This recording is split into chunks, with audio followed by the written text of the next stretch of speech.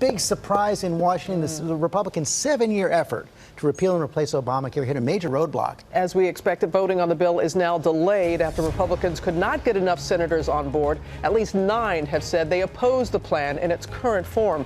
This after President Trump met with Republican senators at the White House. Senate Majority Leader Mitch McConnell is now planning to hold a vote after the July 4th recess on a revised version of the plan. Our congressional correspondent Mary Bruce tracking down senators on Capitol Hill and starts us off with the latest. Good morning, Mary. Good morning, Robin. Well, the Senate Republican health care plan is now headed for a complete overhaul. For 7 years, Republicans have promised to repeal and replace Obamacare, but now they're facing a tough reality. They don't have the votes to even hold a vote.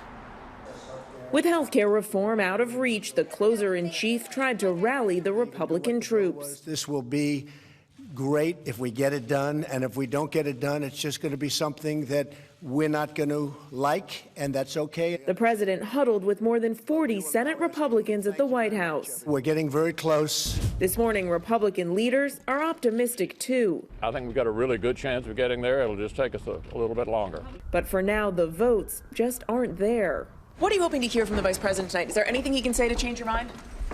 Good morning. I'll take that as a no. No comment still? No comment. Do you think Republicans are going to get this done this week? I don't have any comment right now. Republican opposition grew after the budget office painted a grim picture of the bill, predicting 22 million more Americans could be uninsured over the next decade, 15 million more next year alone, and nearly $800 billion slashed from Medicaid. The vice president and top White House aides made an all-out push, but Republicans were unable to overcome the divisions within their own party. Moderates who say the bill repeals too much, and conservatives who say the bill doesn't repeal enough.